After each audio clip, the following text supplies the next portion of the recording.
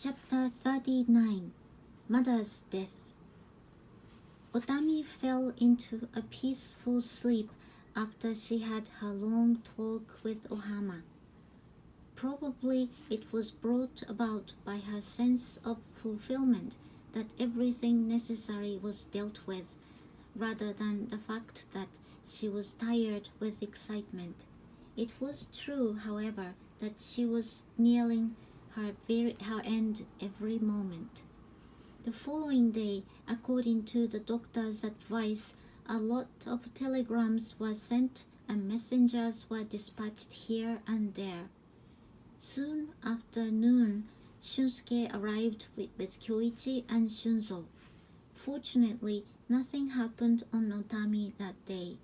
She sometimes awoke from her sleep and was pleased to see her three sons sitting together at her bedside, though she hardly spoke to them. "I'm sorry you have to leave the store quite often," she said to Shunsuke. "Doesn't it make the matter worse with you?" "Never mind, I'm quite all right, ha ha ha," he said, laughing loudly. His voice sounded out of place, but Otami smiled back to him weakly. Her condition did not change very much for the next 2 days. In the meantime, most of the relatives had come from far and wide. In spite of its large size, the Masaki's house was full of people except for the sick room.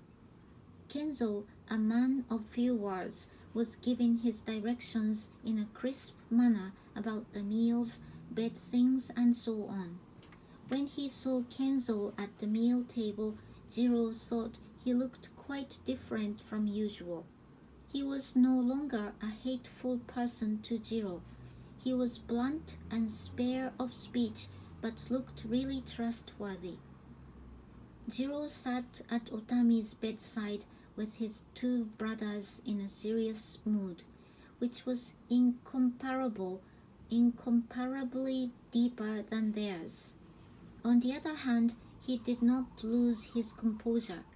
It was true that he had attended his sick mother long and experienced such a solemn feeling day after day, but it was rather brought about by the feeling that he alone could truly understand what was in her mind.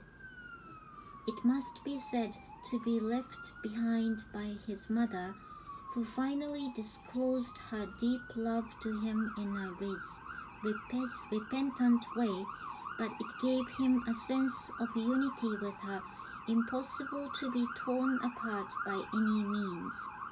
It was nothing but the strong sense of unity that gave him his presence of mind in front of his dying mother.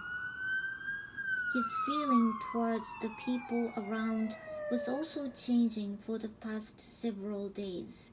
He had been more or less watchful of almost every person but for Ohama. He could not be completely frank even to his own father and the Masakis. It was with a sort of tactics that he got along with those who were favorable to him, to say nothing of those who were not. It was, as it were, his second nature.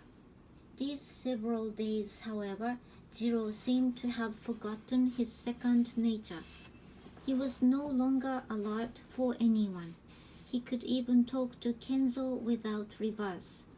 Everybody seemed to be very friendly to him, while they were very attentive to Otami and felt relieved or uneasy with her faintest motion. Before he was aware of it, Jiro had wiped out his old suspicion. Who could deny that the miraculous change in the boy resulted from the sincere words and drops of tears of his mother, the source of his life? Otami breathed her last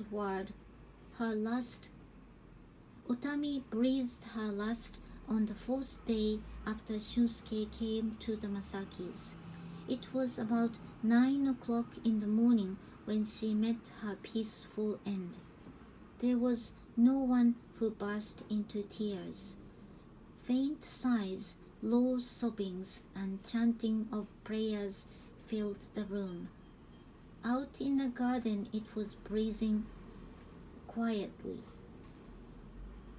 A little before her end, the three boys, according to the old custom, gave the last drops of water to their mother's mouths in order of age. Touching Otami's lips with a feather, Jiro fancied that his mother faintly nodded to him, but tears did not come to his eyes. He gazed at her face intently while his brothers were both sniveling.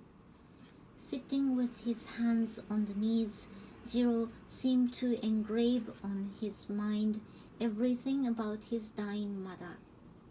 At last, the doctor told them she was gone. There was a little confusion among the people present, but Jiro kept sitting by her side like a rock. Kyoichi and Shunzo stood up and were peeping into his face, but he did not notice them. Grandfather Masaki patted his shoulder at his back, calling his name. Then Jiro came to himself and turned his eyes to Otami. Tears flowed from his eyes as if he finally understood everything. He threw himself down on the floor and burst into a cry. "Jiro, Jiro, my dear," said grandfather once again in a trembling voice. He heard the old man's voice and felt his big hand placed softly on his shoulder. "Master," shouted Ohama in tears. Jiro flung his head upon her knees, and she squeezed his shoulders with her trembling hands. He was ushered out of room, held in her arms. Otami's body was carried into the drawing room. Jiro was consoled in turn by Ohama, Shunsuke, and Masaki's. At last he stopped weeping and looked at his mother's body silently, sitting by the bedside in a strong scent of incense sticks. She was covered with a crested garment. According to the local custom, its color was at her feet and the skirt on her breast. To Jiro, Otami sometimes seemed to be breathing lightly, but before long people came to express sympathy for her death. Whenever the white shroud was removed to expose his mother's face, Jiro was obliged to recognize that it was nothing but a dead face as cold as ice. It was in the afternoon that grandmother Honda appeared. The moment she knelt down at the bedsides, she went into her tedious talk in a low voice. She said, "I'm awfully sorry that I couldn't be here in time. How beautiful she is after passing away. I'm sorry that she left her 3 sons to me, this old woman. Why are there so many out-of-order troubles in this world?" By and by, her murmuring became high-pitched. Shunsuke felt at the loss where to turn his eyes. He said, "Mother, please stop." But the old woman's monologue went on. At last, Shunsuke shook her shoulders from behind and said, "Please stop your murmuring now. Why don't you chant your prayer for her, mother?" "Oh yes, you're right," she said. "How ashamed I am of my distraction. I'm sorry. Namu Amida Butsu, Namu Amida Butsu." She stood up with an innocent face, still chanting her prayer. Jiro felt offended at his grandmother's intrusion, but was not overawed in her presence any more. She was no longer an ill-tempered enemy to him, but was changing into a miserable, lonely old woman. When the confusion settled down, they discussed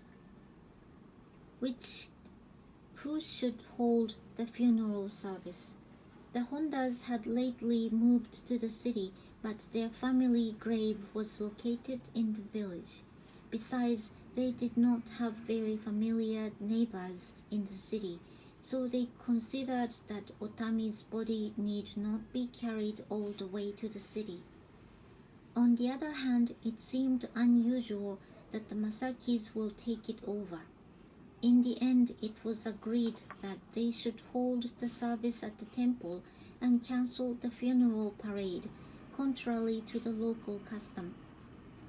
Grandmother Honda complained strongly about this idea because she was very conscious of worldly reputation. It was explained that the funeral is not given by the Masakis but by the village temple. She was also told that she could think of the Masaki's house was nothing but a hospital to Otami. At last she gave way, though reluctantly. As it was hot, her body was put into the coffin that night. Each child was handed a stone to strike a nail on the lid with. Jiro did not like to hit his nail very hard. The moment his stone hit the nail, he felt as if he was jerked back by a powerful magnet. When the work was over, Jiro felt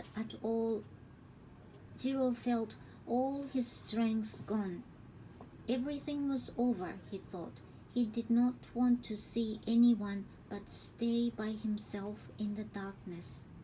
Leaving the party, Jiro stepped out into the garden. Passing by the trees, he came to the back of the mound. Up in the sky, there were countless stars shining. He recognized the North Star, which Grandfather Masaki said would never move away. Jiro looked up at the bright, immovably.